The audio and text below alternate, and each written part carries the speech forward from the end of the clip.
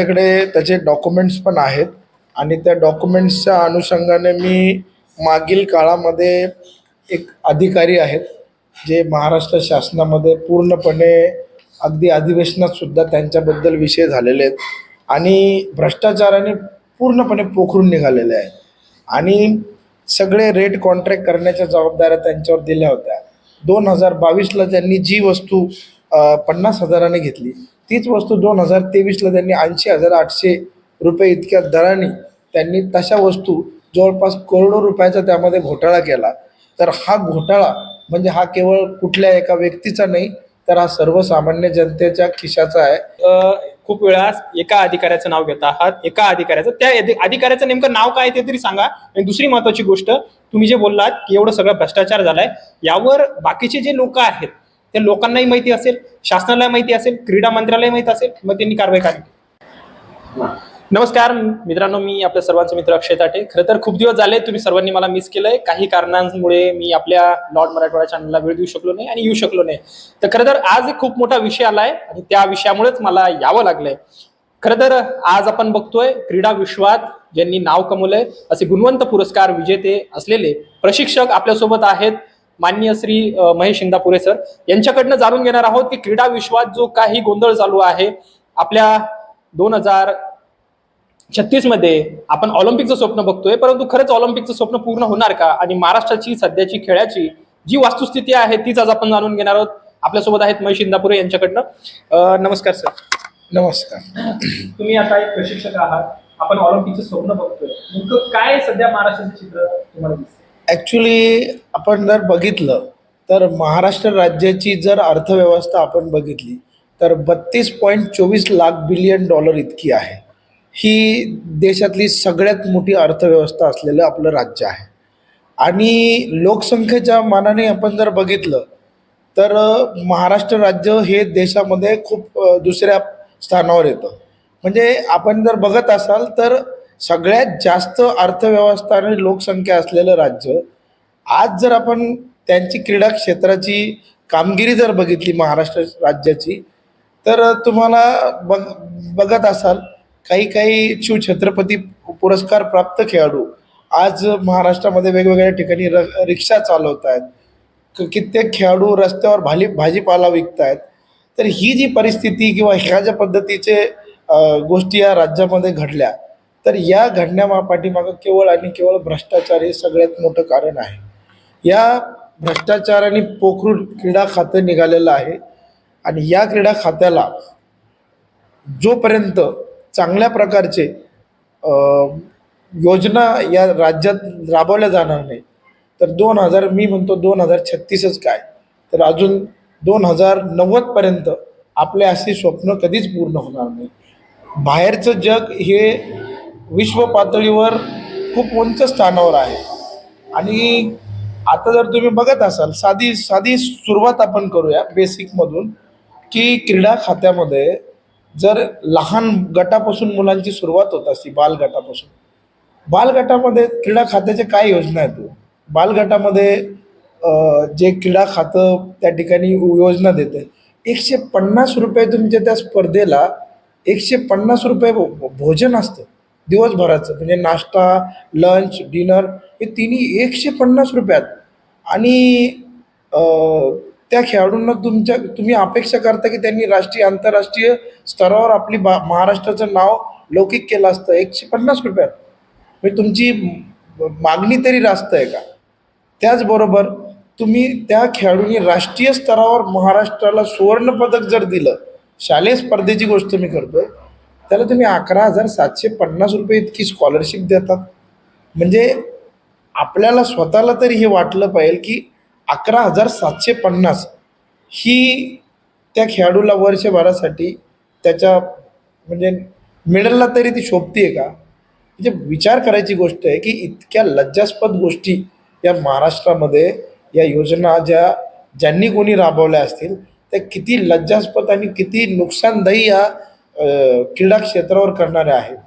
आणि त्याचबरोबर तुम्ही बघितलं असाल की आजच्या तारखेमध्ये जे शिवछत्रपती पुरस्कार आरती खेळाडू आहेत त्यांना रस्त्यावर यावं लागतंय, त्यांना उपोषण करावं लागतंय. अहो याचं कारण नेमकं काय आहे? तुम्ही समजून घ्यायला पाहिजे की तुमचं जे धोरण आहे क्रीडाचं ते सपशेल फेलियर झालेलं आहे.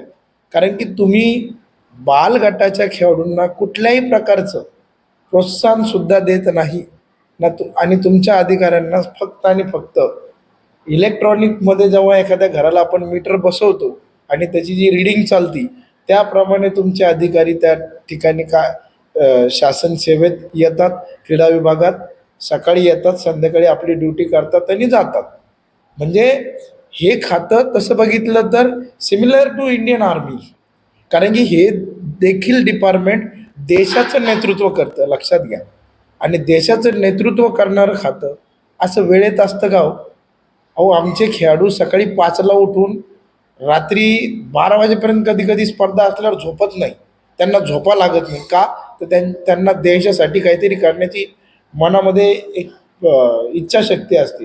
आणि तुमचे अधिकारी दुपारी 12 वाजले तरी कार्यालयात हजर राहत नाही. एवढी वाईट परिस्थिती तुमच्या खात्यात निर्माण झालेली आहे. आणि तुम्ही मागे जर माझ्याकडे ते सगळे रेट कॉन्ट्रॅक्टचे डॉक्युमेंट्स पण आहेत. आमचा काही तो विषय नाही आहे, आम्ही क्रीडा क्षेत्रातले लोक आहोत.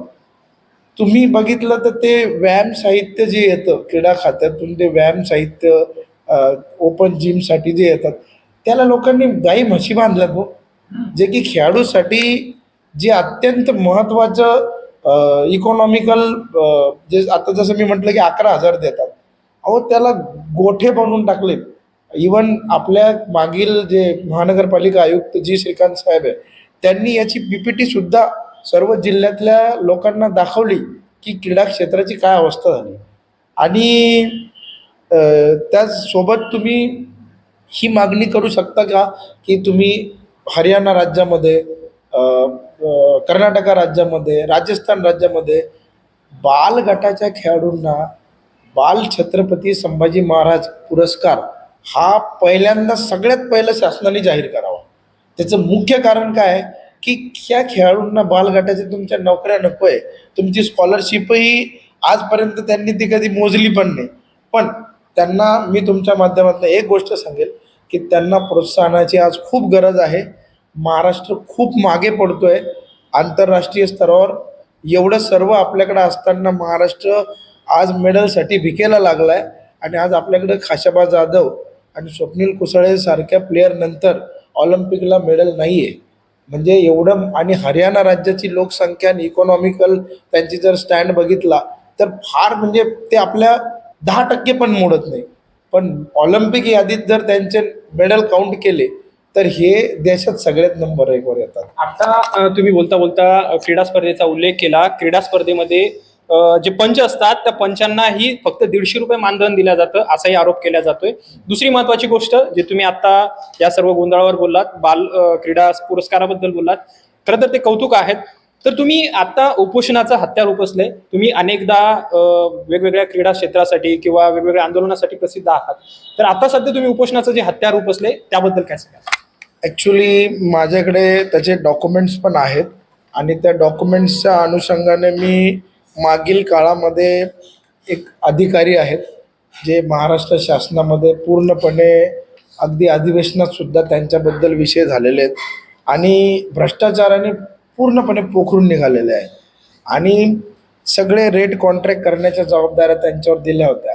2022ला त्यांनी जी वस्तू 50,000ने घेतली तीच वस्तू 2023ला त्यांनी 80,800 रुपये इतक्या दराने त्यांनी तशा वस्तू जवळपास करोडो रुपयाचा त्यामध्ये घोटाळा केला.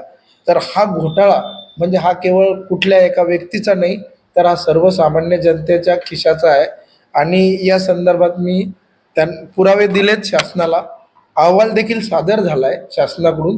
3 वर्षे लावले त्यांनी या सगळ्या गोष्टी करायला. कारण की अधिकाऱ्यांकडे पैसे भरपूर आहेत आणि अधिकारी ते कुठल्या त्यांच्या ताकदीवर ते कायद्याला त्या ठिकाणी जुमानत नाही ते अजूनही कळालेलं नाही महाराष्ट्राला. पण एवढं नक्की आहे की महाराष्ट्राच्या मुख्यमंत्र्यांनी जर एक शब्द काढला, जसं त्यांनी विरोधी पक्षात असताना ते बोलले होते की मी पुन्हा येईन, तर त्यांनी फक्त एकच शब्द आम्हाला अपेक्षित आहे त्यांच्याकडून की त्यांनी क्रीडा खात्यात यावं. जर ते क्रीडा खात्यात आले तर मी खोटं नाही सांगत, आज मी शब्द देतो, फक्त ते बोलले जरी फक्त बोलले जरी तर जवळपास 90% भ्रष्टाचारी क्रीडा अधिकाऱ्यांची चड्डी पिवळी झाल्याशिवाय राहणार नाही, हे मी तुमच्या माध्यमातून आज सांगतो. परंतु मुख्य मला सांगायचा उद्देश आहे की अधिकाऱ्यांवर दिरंगाई, अधिकाऱ्यांवर तुम्ही जो तुमचे कायदे आहेत, 12 मे 2006 साली राज्यपालांच्या आदेशाने झाला होता की दप्तर दिरंगाई कायदा, का हो तुम्ही बार बार म्हणजे प्रत्येक वेळेस तुम्ही अशा अधिकाऱ्यांना पाठीशी घालण्याचं एवढं मोठं काय शक्ती तुमची की तुमच्याकडे एवढे करोडो रुपये, त्या माणसाचा पॅन कार्ड क्लब पुणेसारख्या ठिकाणी बंगला आहे, खूप सारी प्रॉपर्टी आहे. मग हे क्रीडा खेळाडूंचा पैसा घेऊन त्यांना मोठं करण्यामागं या अधिकाऱ्यांचा एवढा मोठा हात का? कारण मंत्रालयाचे अधिकारी याच्यात सामील आहेत, त्यांचे नावसुद्धा आहेत आणि त्या अनुषंगाने मी उच्च न्यायालयामध्ये याचिकासुद्धा दाखल लवकरात लवकर करतोय. BNS सेक्शन 125 प्रमाणे त्यांच्यावरही कारवाईची मागणी मी लवकरात लवकर करतोय. आणि येत्या काळात उपोषण हे केवळ खेळाडूंच्या न्याय हक्कासाठी असेल, शिवछत्रपती पुरस्कारांची असेल. आणि बघा तुम्ही, साधी सिंपल गोष्ट, आपण एकाच राज्यात राहतो, स्टेट बोर्डचे मुलंही नॅशनल मेडलिस्ट होतात, CBSE बोर्डचे मुलं नॅशनल मेडलिस्ट होतात, पण स्टेट बोर्डच्या मुलांना 25 मार्क्स मिळतात ग्रेस गुण, CBSE बोर्डच्या मुलांना मार्क्स मिळत नाही, तीच स्पर्धा खेळतात. परंतु बघा, हा अन्याय जेव्हा होतोय दोन खेळाडूवर, ते स्कूलचा विषय सोडा, बोर्डाचा विषय सोडा, पण त्यांच्या नैपुण्य चाचणीचा विषय घ्या, क्वालिटीचा विषय घ्या, ह्या सगळ्या गोष्टी लवकरात लवकर शासनाने बदलाव्या. आणि 5% आरक्षणात जे घोटाळे होत आहेत, तर त्याकरता माझी एवढीच मागणी आहे शासनाला की आपण लवकरात लवकर नवीन शासन निर्णय तयार करावा, ज्याच्यामध्ये जास्तीत जास्त खेळलेला खेळाडू, अत्युच्च गुणवत्ता तुमचा आहे ना GR मध्ये, तर तुम्ही कमीत कमी 3 ते 4 स्पर्धा खेळलेला खेळाडू याला आरक्षणासाठी लाभ द्यावा, याला ग्राह्य धरावं. विनाकारण कुणालाही त्या ठिकाणी संधी देण्यात येऊ नये, कुठल्याही व्यक्तीला त्या संधी देऊ नये. माझं मूळ मागणी एवढीच आहे की आता तुमच्याकडे जे अधिकारी आहेत ते भ्रष्टाचाराने पोखरून निघालेत. तुम्ही बघा, 20/2/2026 आयुक्त, क्रीडा आयुक्त कार्यालयाने यांना अहवाल दिलाय मंत्रालयाला, आणि मंत्रालयाला अहवाल दिला तर मंत्रालयाला कुठला अहवाल दिला? मी काय मागणी केली होती, माझी मागणी काय होती हे तर कळून घेतलं. माझी मागणी होती की बाबा, तुमच्या अधिकाऱ्याने शासनाच्या पैशांचा अपव्यय केला आहे आणि त्या संदर्भात गंभीर स्वरूपाचे पुरावे देखील मी त्यांना दिलेत. मग त्यांनी 3 वर्षानंतर चौकशी बसवली. किती? 3 वर्षानंतर पुरावे देऊन. बरं, बसवली तर बसवली, त्याचा अहवाल सुद्धा आयुक्त कार्यालयाने 6 महिने डिले केला, ठीक आहे, दिला. पण आता मंत्रालयात तो 20/2/2026 दाखल झाला. मग 20/2 पासून आज जवळपास 3, 4, 5 जवळपास 3-3.5 महिने होऊन गेले. मग एवढ्या कालावधीमध्ये तुम्ही या अधिकाऱ्याला काय फ्रीडम दिलंय का? तुमच्यामध्ये काही माणुसकी नावाचा प्रकार आहे का नाही? आणि सगळ्यात महत्त्वाचं, मी जी मागणी केली की महाराष्ट्राचे मुख्यमंत्री यांनी फक्त एकच शब्दाने म्हणावं की मी क्रीडा खात्यात येईन, मी शब्द देतो 90% भ्रष्टाचार तरी कमीत कमी एका महिन्यात ते संपून टाकतील, आणि तेवढा मला त्यांच्यावर विश्वास आहे. आणि महाराष्ट्राचे जे उपमुख्यमंत्री आहेत, एकनाथ शिंदे साहेब यांनी जशी लाडकी बहीण योजना आणली होती, तर त्यांना ही मागणी असेल माझी की आपण लाडका खेळाडू ही योजना जर आणली तरी खरोखर हे देशसेवेचं काम आहे साहेब. हे आपल्या देशाला मोठं करण्याचं काम आहे आणि आपल्या देशाचं नेतृत्व करण्याचं काम आहे. तुमच्या माध्यमातून मी फक्त एवढ्याच मागण्या करतो की ज्या मी आता तुम्हाला सांगितलं. तुम्ही खूप वेळा एका अधिकाऱ्याचं नाव घेता आहात, एका अधिकाऱ्याचं, त्या अधिकाऱ्याचं नेमकं नाव काय ते तरी सांगा. आणि दुसरी महत्वाची गोष्ट, तुम्ही जे बोललात की एवढं सगळं भ्रष्टाचार झालाय, यावर बाकीचे जे लोक आहेत त्या लोकांनाही माहिती असेल, शासनाला माहिती असेल, क्रीडा मंत्रालय माहिती असेल, मग त्यांनी कारवाई करावी. ॲक्च्युली मागच्या वेळेस पण हा अहवाल दिला गेला होता, पण क्रीडा मंत्र्यांना बरोबर ब्रीफिंग होत नाही. आणि OSD आणि त्यांचे जे PS लोक आहेत, प्रिन्सिपल सेक्रेटरी आहेत, भरपूर मोठे मोठे याच्यामध्ये अधिकारी सामील आहेत ह्या सगळ्या षडयंत्रामध्ये की सुहास पाटील यांना वाचवण्याकरता. अहो, किती ठिकाणी न्याय मागायचा मला सांगा ना. आज महेश इंदापुरेंनी न्यायालयात सुद्धा त्या संदर्भात याचिका केली आहे 156(3) प्रमाणे गुन्हा दाखल करण्यात. आता तो माणूस जर न्यायालयात फसवत असेल, न्यायदेवतेचीच जर फसवणूक करत असेल, तर अजून काय अपेक्षा करणार? तुमच्या दैनिकात कितीतरी बातम्या आल्या, इवन एवढं मोठं व्यासपीठ म्हणून ओळखलं जातं विधान परिषद. या विधान परिषदेत सुद्धा सुहास पाटील या अधिकाऱ्याच्या भ्रष्टाचाराबद्दल विरोधी पक्षनेते अंबादास दानवे साहेब यांनी सुद्धा वारंवार विषय उचललेत. परंतु पैशापुढे मला नाही वाटत की आम्ही जिंकू शकलो. आम्ही हारलो साहेब, आम्ही खरोखर हारलो. आम्ही माफी मागतो. पैशापुढं सुहास पाटीलचं आम्ही जिंकू शकलो नाही. पण एवढी नक्की आम्ही तुम्हाला शाश्वती देतो, जिएंगे तो और भी लढेंगे, ये हमारा स्लोगन है और हम लढेंगे, जरूर लढेंगे. आणि मुख्यमंत्र्यांवर माझा पूर्ण विश्वास आहे. मुख्यमंत्री महोदय न्याय देतील आणि यावर तात्काळ कारवाई करतील. माझ्याकडे अहवालाचा ओसी पण मंत्रालयानेच दिलेला आहे, मी तो तुम्हाला देतो. तो तुम्ही हे पण करा.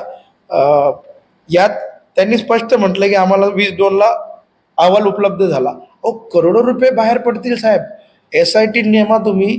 सुहास पाटील या अधिकाऱ्यावर जर SIT नेमल्या गेली तर किती क्रीडा आयुक्तांना, कुठल्या आयुक्त IAS अधिकाऱ्यांना त्यांनी किती पैसे खाऊ घातले, कुठले रेट कॉन्ट्रॅक्ट झाले, कसे भाव वाढले गेले, हे सगळे समोर येऊ द्या ना.